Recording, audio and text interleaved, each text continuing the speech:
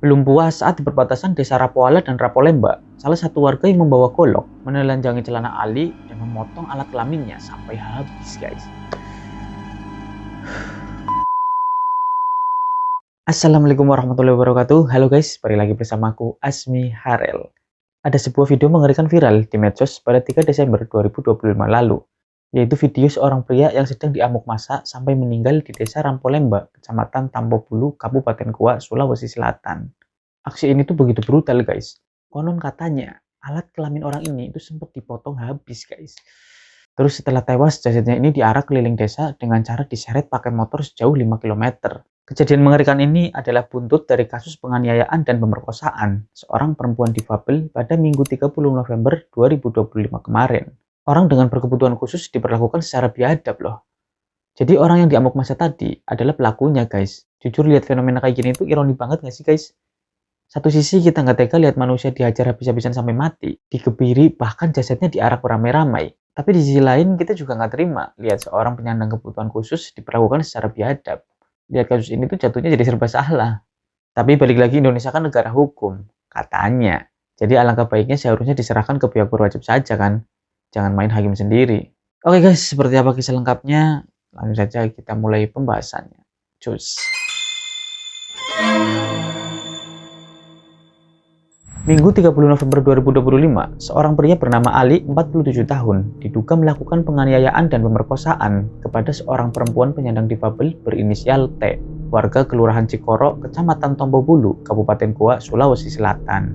Nah, si korban ini itu dikabarkan masih keluarga dekatnya, guys. Sehari sebelumnya, Ali diketahui telah mencuri laptop. Bahkan di hari samanya, saat dia menganiaya dan memperkosa T, Ali ini sempat juga mencuri dompet dan ponsel di desa tetangga. Jadi di hari yang sama, Ali ini melakukan 2 tindakan kriminal di 2 TKP yang berbeda.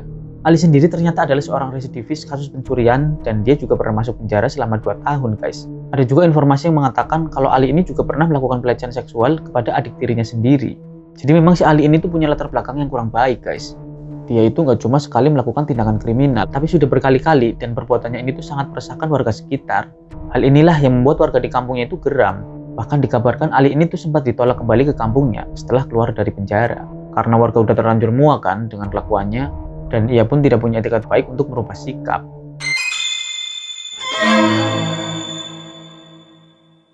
Nah, setelah melakukan tindakan biadab tersebut, Ali menghilang untuk sembunyi.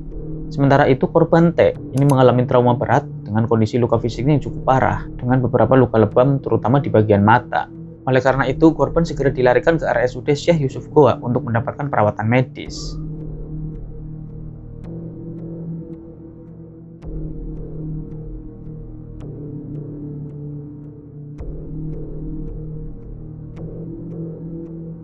Setelah melakukan perbuatan biadab kepada T, Ali diketahui bersembunyi di rumah warga di Kelurahan Cikoro, Tombobulu, Kabupaten Goa selama 2 hari. Lalu pada tanggal 2 Desember 2025, dia pergi lagi masuk ke dalam hutan di kaki Gunung Lompopatang, Desa Rampolemba. Tapi setelah 2 hari di dalam hutan tanpa persediaan makanan yang cukup, akhirnya rasa lapar membuat Ali keluar dari hutan pada 3 Desember 2025. Dia sempat nih meminta makanan ke rumah warga sekitar. Bahkan dia juga sempat terlihat sedang berbelanja ke warung. Sebenarnya sih dari hari pertama Ali menganiaya dan memperkosa T, warga ini sudah pada tahu guys. Tapi saat mau ditangkap, Ali ini keburu kabur. Jadi selama masa persembunyiannya, warga ini juga terus memburu Ali. Setelah ada informasi dia masuk ke dalam hutan, barulah warga ini hanya bisa menunggu. Kapan saatnya nih, Ali ini pasti nongol keluar dari hutan. Warga tahu Ali itu nggak bakalan lama di dalam hutan, karena nggak bawa persediaan makanan yang cukup. Nah singkat cerita, Ali ini keluar nih dari hutan dan sedang belanja ke warung. Nah saat itulah ada salah satu warga yang memergokinya. Terus warga ini pun segera nih ngerakin warga-warga lainnya yang 4 hari ini tuh udah nunggu-nunggu Ali. Saat itu Ali sempat menyadari kalau dirinya ini sedang terancam karena banyak orang yang mulai mendekatinya kan. Cuman saat itu dia itu tetap jalan kaki menjauhi orang-orang ini. Suasana pun mulai memanas.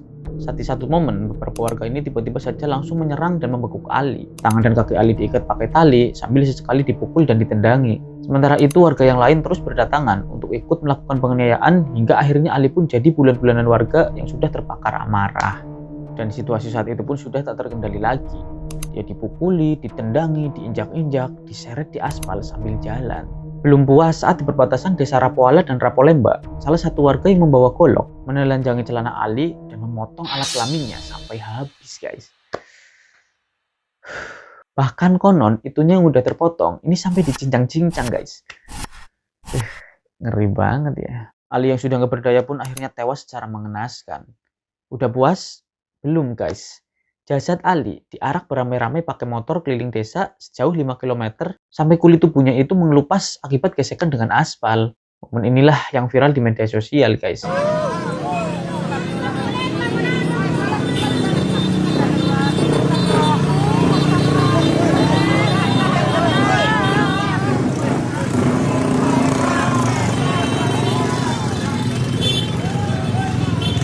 Terus setelah puas, mayat Ali dibiarkan gitu aja di pinggir jalan.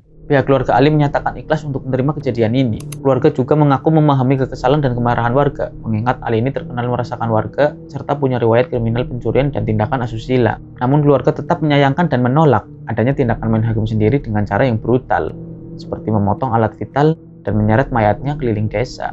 Pihak keluarga menekankan urusan hukum pidana seharusnya ditangani melalui prosedur resmi pihak berwajib, bukan dengan aksi main hakim sendiri. Tindakan warga yang melakukan penganiayaan brutal dan menyeret mayat Ali ini banyak menuai pro kontra di mata publik guys. Pandangan netizen menyikapi peristiwa ini terbagi menjadi dua guys.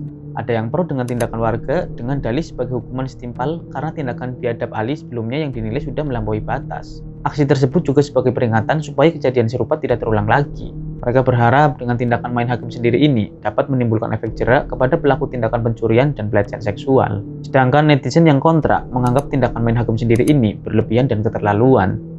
Memang benar Ali ini salah dan harus diberikan sanksi hukum yang tegas, tapi yang melalui prosedur resmi pihak kepolisian, bukan dengan cara barbar seperti itu yang terkesan tidak manusiawi. Karena memang banyak yang merasa nggak tega lihat pelaku ini diperlakukan sehina dan sebrutal itu guys. Walaupun di sisi lain mereka juga ngerasa nggak terima dengan tindakan pelaku kepada penyandang difabilitas.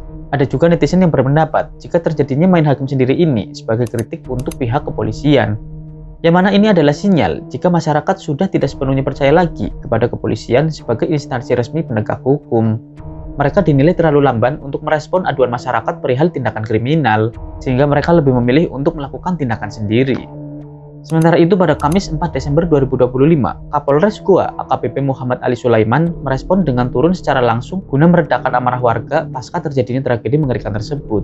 AKBP Aldi bersama 100 personil Polres Goa menempuh perjalanan hingga 3 jam dari Sungguh Minasa menuju Tombobulu dengan jarak sekitar 80 km.